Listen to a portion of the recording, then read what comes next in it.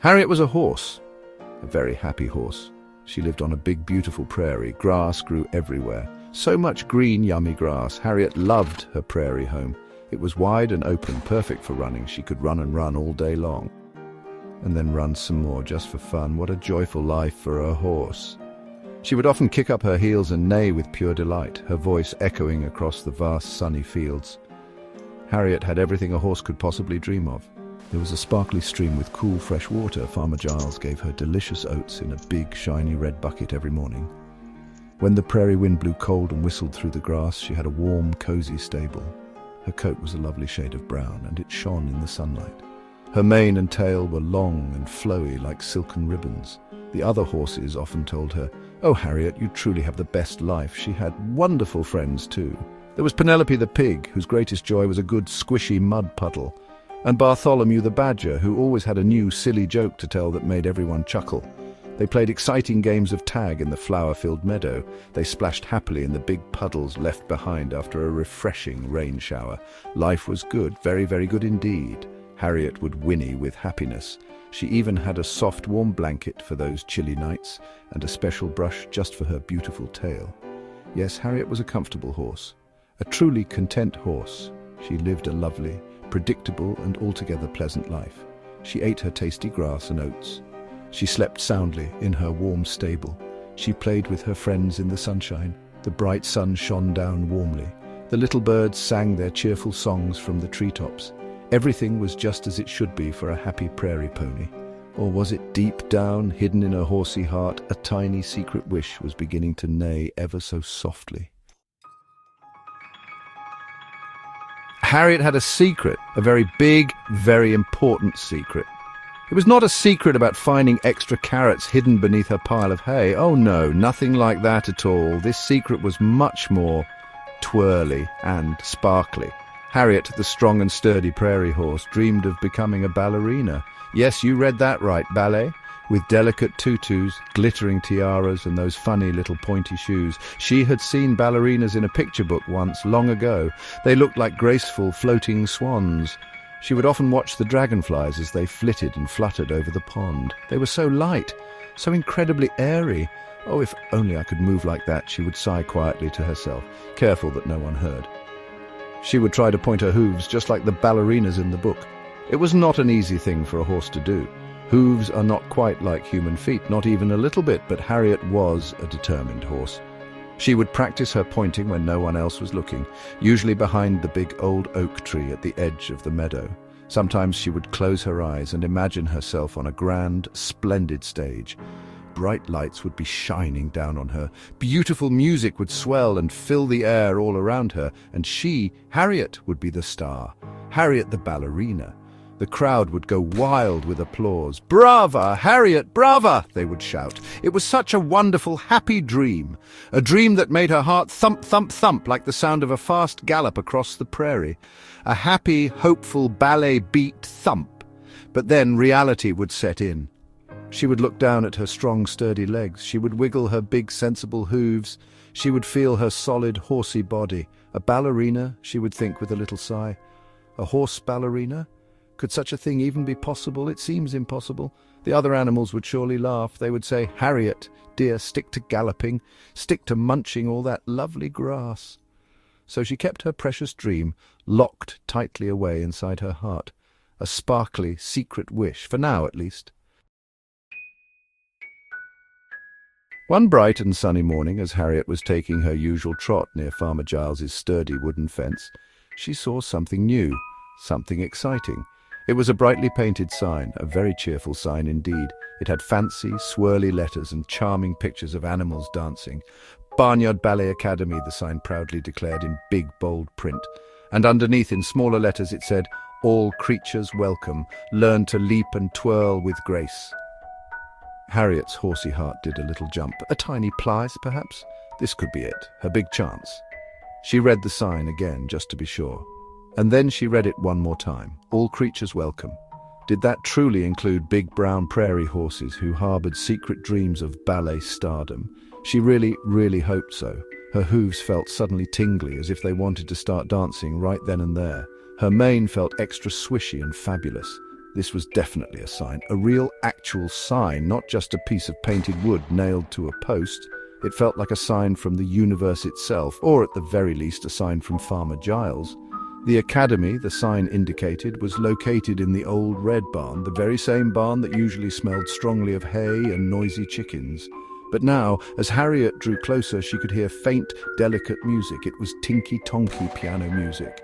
It sounded just like ballet music. She cautiously peeked through a small crack in the barn door. Inside, she saw a group of ducks attempting rather wobbly arabesques. She saw several fluffy sheep trying their very best to curtsy politely. It was quite a sight to behold, a truly barnyard ballet. "I simply must join," Harriet whispered to herself, her voice filled with a mix of fear and excitement. This was her chance, her one big chance to let her secret dream dance out into the bright light of day. It was a scary thought, very, very scary, but it was also incredibly exciting, so very wonderfully exciting. She took a deep, steadying horse breath. She tried to smooth down her already quite smooth mane. And then she made her decision. Harriet the horse was officially going to ballet school. Yes, she was. Harriet nervously clip-clopped her way into the Barnyard Ballet Academy. The tinky-tonky piano music stopped abruptly. All eyes, every single pair of them, turned to stare at her. There were big round eyes. There were small, beady eyes. There were curious, feathered eyes. Harriet felt her ears grow warm with a blush. She was, undeniably, a very big student. Much, much bigger than the fluffy ducklings and the tiny field mice currently frozen mid-stretch. They all just stared and stared. Then a tiny high-pitched voice squeaked out from above. "A horse? You are bringing a horse into my prestigious ballet academy?" From a high wooden rafter, a small squirrel peered down with an air of utmost importance. He wore a ridiculously tiny beret perched jauntily on his head and had a very stern, disapproving expression on his furry face. This, Harriet soon learned, was Sergei. Sergei the squirrel, head instructor, artistic director and chief skeptic of the establishment. He twitched his little pink nose indignantly. "Ballet requires grace, precision, lightness, not horsiness," he declared, his bushy tail flicking with irritation. Harriet's hopeful heart sank a little bit. Sergei looked very serious, and he was very, very small, but his voice was surprisingly loud and commanding for such a little creature. A horse attempting a delicate pirouette? Preposterous. Utterly preposterous. "You'll bring the entire barn down around our ears," he chattered on, scattering a few acorn shells for emphasis. Some of the smaller students, like the giggling goslings, tittered behind their wings. Harriet shuffled her big hooves uncomfortably. Maybe this ballet school idea was a mistake after all. A very big, horse-sized, barn-collapsing mistake. But then Harriet remembered her dream.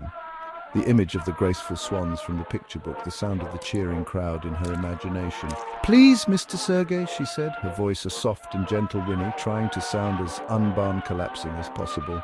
"I truly want to learn. I promise I will work very, very hard. Harder than any horse has ever worked at ballet before in the history of horses and ballet." Sergei stroked his tiny whiskers, appearing to consider her plea. "We shall certainly see about that," he muttered finally. "But please try not to break anything valuable, or anything at all for that matter."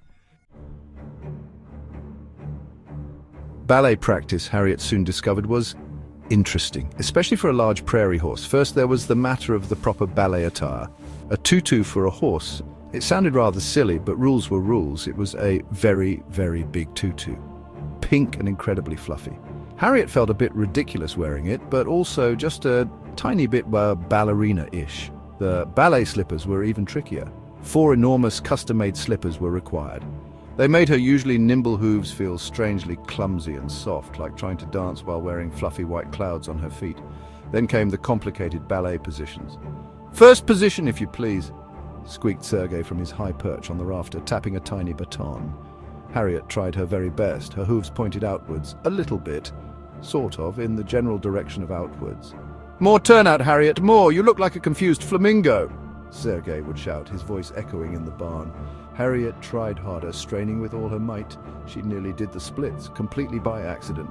The other, smaller animals scurried quickly out of her way. "Mon Dieu, the hooves, the enormous hooves!" cried a particularly dramatic French duck. Leaping gracefully was another significant challenge. Harriet could certainly jump, of course. She was a horse, after all. She could jump over fences and streams with ease, but a graceful ballet leap, a delicate grand jet? Her leaps tended to be more like grand thuds. The old wooden floorboards of the barn would shake and groan ominously. Dust, disturbed from its slumber, would fall gently from the rafters above. Sergei would cover his tiny head with his paws in exasperation. "Less earthquake, more elegance, Harriet, if you wouldn't mind," he would plead, his voice tinged with despair. Despite all the numerous difficulties and the occasional falling dust, Harriet did not give up. Not for a single moment. She practiced diligently every single day. She stretched her strong horse legs until they ached. She tried to point her hooves with all her might until they tingled. She carefully watched the graceful geese and the nimble rabbits, trying to learn from their movements. She even tried to balance an apple on her head for better poise, as suggested by a wise old owl. The apple usually rolled off and bounced away, but she kept trying, and slowly, very slowly, something amazing began to change. The Barnyard Ballet Academy soon announced its highly anticipated annual spring gala. A night of twinkling toes and tail feathers proclaimed the brightly colored poster, which was covered in glitter. Every animal in the academy was buzzing with excitement. Everyone wanted to be a part of the big show. There would be auditions, real official auditions. Harriet's stomach did a nervous little flutter kick like a tiny foal trying out its legs. This was her chance, her big chance to prove Sergei the squirrel wrong, to prove everyone who doubted her wrong. Sergei, looking very official with a tiny clipboard, announced the audition requirements to the assembled hopefuls. Each student, he declared, must perform a short solo piece. This piece must demonstrate grace, musicality, and minimal property damage, if possible. He gave Harriet a very pointed, meaningful look as he said the last part. Harriet gulped nervously. A solo, all by herself, in front of everyone, including judgmental squirrels. She practiced her special audition routine day and night. It was a unique mix of hopeful, wobbly hops and slightly off-balance pirouettes, all performed with great enthusiasm. Audition day finally arrived. The old red barn was packed to the rafters. Farmer Giles was there, sitting on a hay bale. Penelope the pig was there too, oinking loudly in encouragement. Bartholomew the badger was present, ready to provide supportive, if slightly off-key, humming when needed. One by one, the various animals performed their pieces. The ducks did a delightful and splashy dabble dance. The field mice performed a charming and intricate cheese chase ballet. Then it was Harriet's turn. The moment had come. A hush fell over the barn. Harriet took center stage, her hooves making a soft clop-clop sound on the wooden floor. Her enormous pink tutu rustled with every small movement. Her giant ballet slippers felt surprisingly secure on her feet today. The tinky-tonky piano music started. It was a slow, gentle, hopeful tune. Harriet took a deep, calming breath, and then she began to dance. It wasn't perfect, not by a long shot. Her plies were perhaps a bit too deep. Her arabesques were a tad horsey, but she danced with every ounce of her heart and soul, and for a fleeting moment, just one beautiful moment, she felt almost graceful. To everyone's utter astonishment, especially Sergei's, who nearly dropped his tiny clipboard, Harriet got a part in the spring gala. Not the lead swan in Swan Lake, of course. That coveted role went to Giselle the goose, who was admittedly very naturally swan-like and elegant. Harriet was cast as a strong, enchanted tree. It wasn't exactly a dancing part, as trees are not generally known for their pirouettes. She mostly had to stand very still and look majestic. But it was a start, and she got to wear lovely green leaves woven into her mane. Rehearsals for the gala were wonderfully chaotic, but also tremendously fun. The fluffy sheep kept tripping over their own wool during the pastoral scene. The excitable chickens argued constantly about who had the best and most dramatic wing flaps for the dawn chorus number. Harriet, in her role as the strong, enchanted tree, tried her absolute best to remain perfectly still and impressively majestic. It was much harder than it looked, especially when the music was lively. Sometimes she would find herself swaying a little too much to the rhythm. Trees do not boogie, Harriet, they are stoic. Sergei would sigh from his director's chair, a thimble on a spool of thread. One fateful afternoon, during a particularly energetic rehearsal of The Flight of the Bumblebees, which was being performed by actual, rather unpredictable bees, a decision Sergei was beginning to regret. Disaster struck with a capital D. Percy the piglet, who was playing a mischievous forest gnome, got a bit too enthusiastic in his frolicking and bumped squarely into Harriet. Harriet, the strong, enchanted tree, wobbled precariously. She swayed dramatically from side to side. She tried with all her might to regain her balance, but a strong, enchanted tree, once it starts to timber, well, there's not much stopping it. Down she went. It seemed to happen in slow motion. Crash! Boom! Thud! She landed right on top of the beautifully painted set for the Sugar Plum Fairy's magnificent castle. The castle was painstakingly made of cardboard and a great deal of glitter. It was now very, very flat. Glitter exploded everywhere, coating everything and everyone in a fine, sparkly dust. Sergei the squirrel fainted dramatically into a nearby pile of discarded pink tutus. "My production, my masterpiece, it is ruined," he squeaked pitifully when he finally revived. But Harriet, covered head to hoof in glitter and shame, suddenly had an idea. A truly revolutionary, barn-shaking idea. Opening night had arrived. The old red barn was buzzing with excitement and anticipation. Strings of colourful lanterns glowed warmly, casting a magical light. The air smelled deliciously of freshly popped popcorn, nervous performers, and a faint hint of hay. Harriet was not playing a tree anymore. Oh no, after the infamous Flat Castle incident, Sergei had been utterly furious, chattering and waving his tiny paws. But then Harriet, summoning all her courage, explained her new, bold idea, a new kind of ballet. A strong ballet, a truly ballet. Sergei, much to everyone's surprise, had actually listened. Perhaps the excessive glitter inhalation had addled his brain in a good way. Harriet was now the star of a brand new, specially created piece, The Gallop of the Wild Prairie. She wore a magnificent flowing costume made of shimmering green and earthy brown silks, cleverly designed to represent the wind and the rich prairie earth. No fluffy pink tutu this time. Her music was powerful and stirring, with thundering drums that echoed her hoofbeats and soaring violins that spoke of freedom. She felt strong, she felt ready, she felt completely and utterly like Harriet. This was her moment to shine, not as someone else, but as herself. The curtain rose. Or rather, the big old barn door creaked open slowly, dramatically revealing the stage. Harriet stood proudly in the center. The bright spotlights hit her. She took a deep, steadying breath. Then she danced. She truly danced. She galloped with unrestrained joy. She reared majestically, her silhouette striking against the backdrop. She kicked her powerful legs.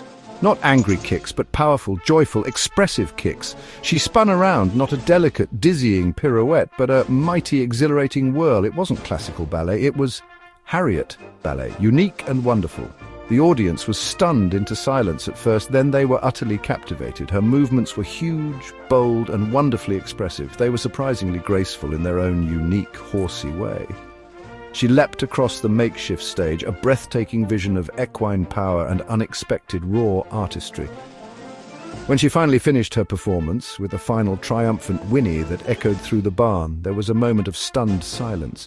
Then the barn erupted. Cheers, loud whistles, enthusiastic hoof-stomping from the animal audience members. Sergei, perched on his rafter, discreetly wiped a tiny, proud tear from his eye with his beret. Harriet's groundbreaking performance of The Gallop of the Wild Prairie was an absolute sensation. It was more than just a dance, it was revolutionary.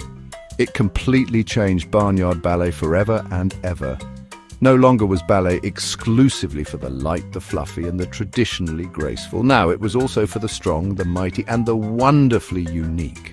Other big animals in the community were incredibly inspired by Harriet's courage.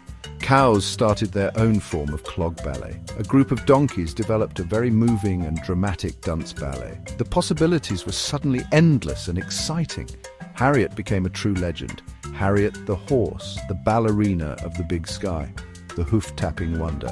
Animals travelled from far and wide, from neighbouring farms and distant fields, just to see her perform her incredible ballet. They gasped in awe at her astonishing power. They cheered wildly for her indomitable spirit. She toured all the local farms, bringing joy and inspiration wherever she went. She even performed at the prestigious county fair, right next to the prize-winning pumpkins.